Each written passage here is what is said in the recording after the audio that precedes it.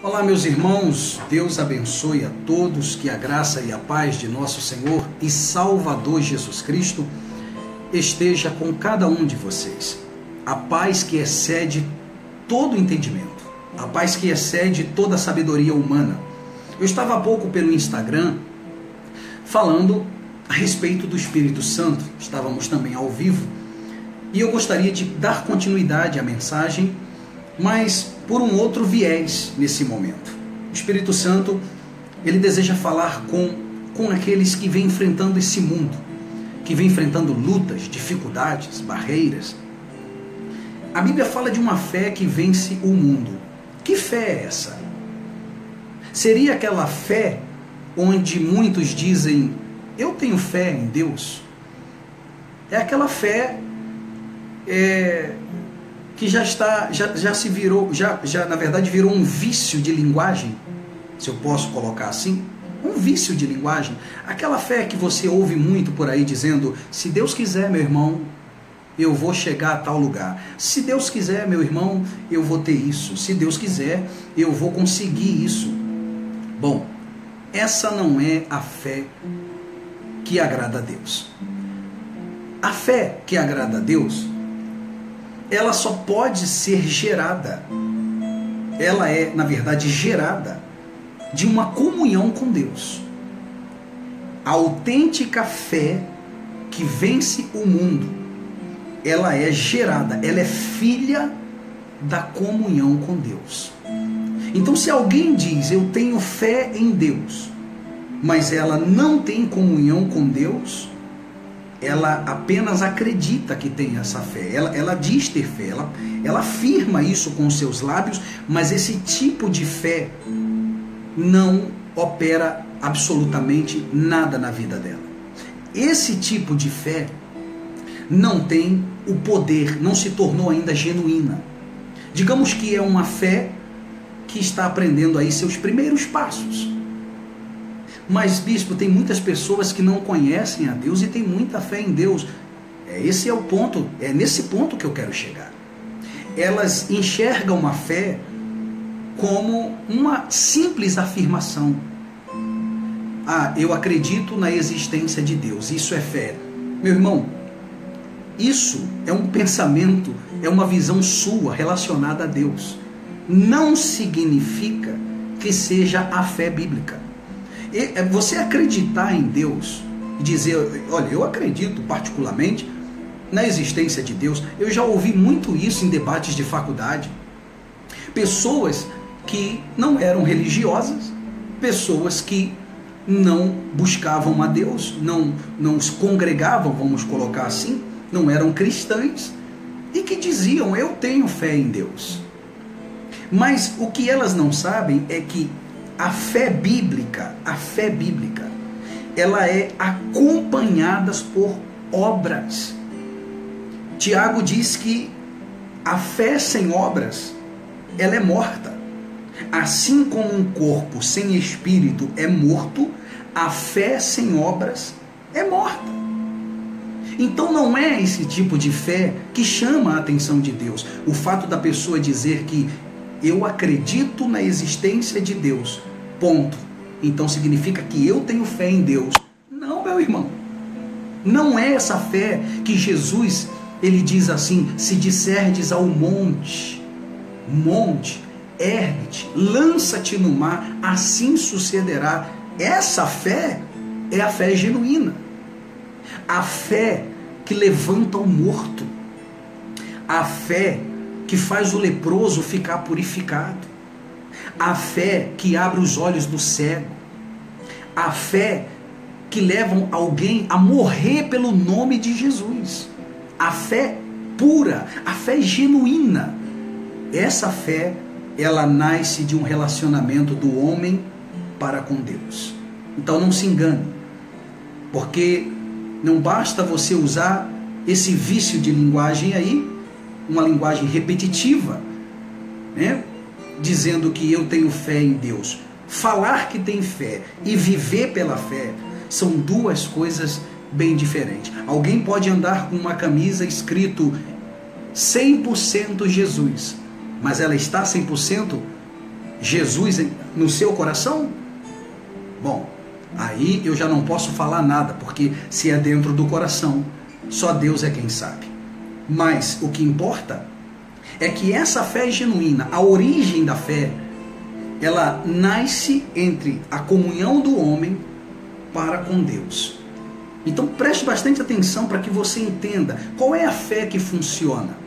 Veja que Jesus disse que se alguém for fazer uma oferta no altar e tem alguma coisa contra o seu irmão em seu coração, Jesus orienta, o Filho de Deus orienta, você vai deixar essa oferta sobre o altar, você vai até o seu irmão, você vai se reconciliar com o seu irmão, depois que você se acertar com ele, você volta e oferece aquela oferta no altar. Sabe por que Jesus ensina isso? Porque a fé pura, essa que eu falei que nasce da comunhão entre o homem e Deus, essa fé genuína, ela é muito pura, ela vem do trono de Deus e ela passa pela comunhão do homem com Deus e é gerada.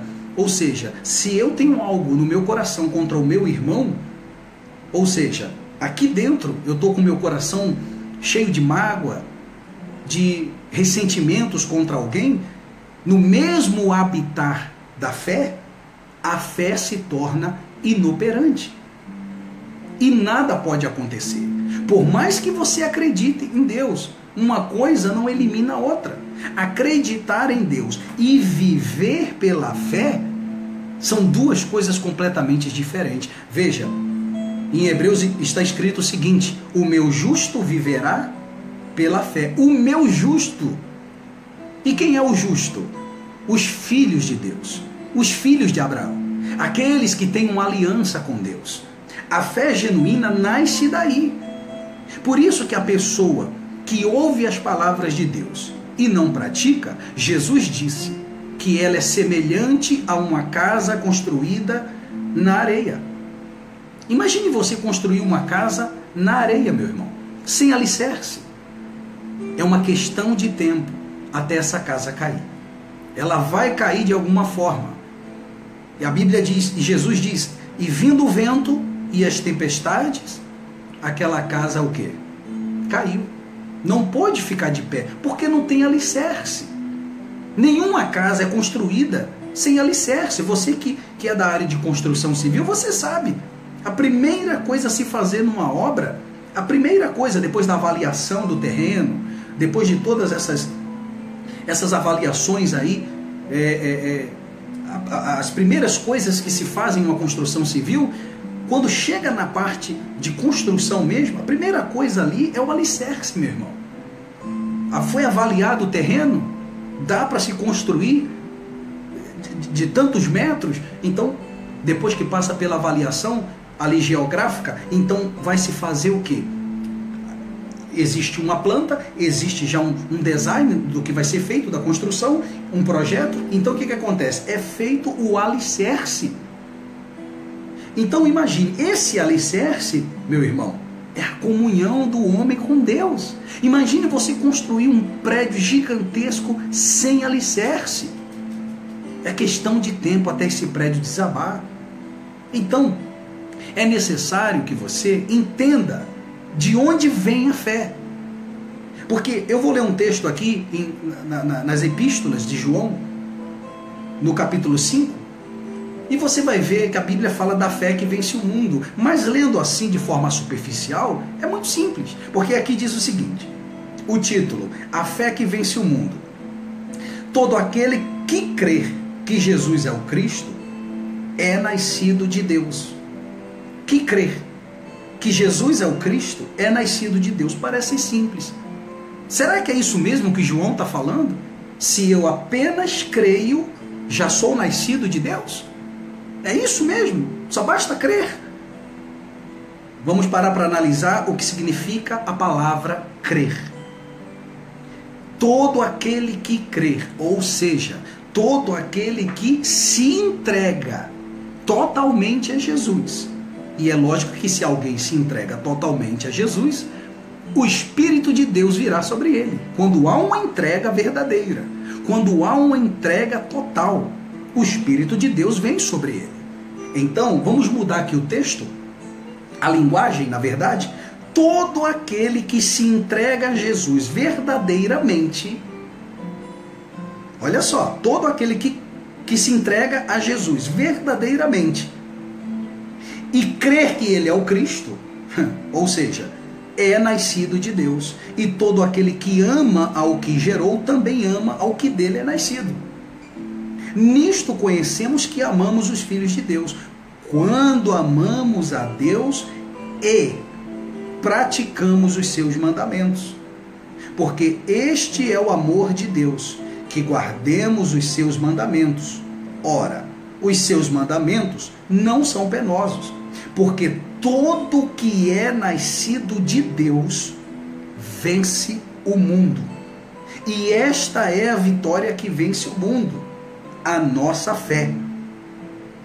Quem é o que vence o mundo, senão aquele que crer ser Jesus, o Filho de Deus? A fé que vence o mundo é aquela que está atrelada a uma vida de obediência à palavra de Deus. Então, é necessário. Eu estava falando há pouco no Instagram concernente ao Espírito Santo. A prioridade do Espírito Santo. E eu vou bater nessa tecla, meu irmão. Se você entrar aqui na minha live todos os dias, você vai ver que a minha mensagem é a mesma. Ainda que alguém diga assim, ô bispo, a sua mensagem está repetitiva, eu vou continuar pregando ela. Porque não existe nada mais glorioso do que um cristão ser cheio do Espírito de Deus.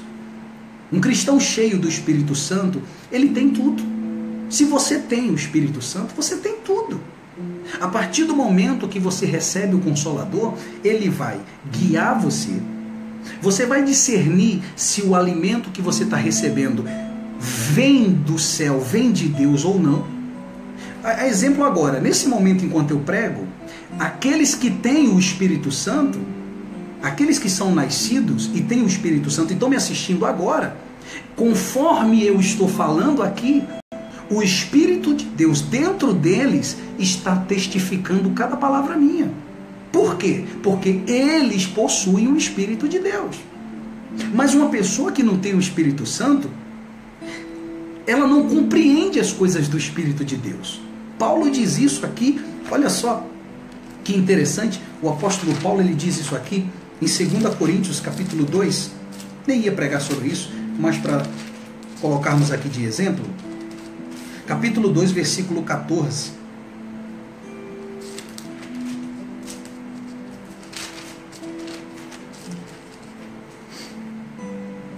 Aliás, 1 Coríntios, capítulo 2, versículo 14.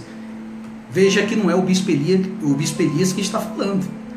O grande apóstolo Paulo, servo de Jesus Cristo, o maior apóstolo da Bíblia, que pregou em lugares que nem os discípulos que andaram com Jesus conseguiu chegar. Ele chegou em lugares que nem os discípulos que andaram com Jesus conseguiu chegar.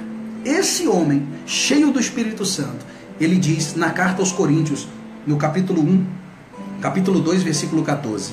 Ora, o homem natural não aceita as coisas do Espírito de Deus, porque eles são loucura. É isso mesmo, irmão. É loucura. A pessoa que não tem o Espírito de Deus, se eu digo aqui, vou dar um exemplo para você. Se eu digo assim, olha, gente, em 3 meses, Deus vai fazer uma obra maravilhosa na sua vida. Todos os sentidos da tua vida serão transformados. Em 3 meses, se eu disser isso,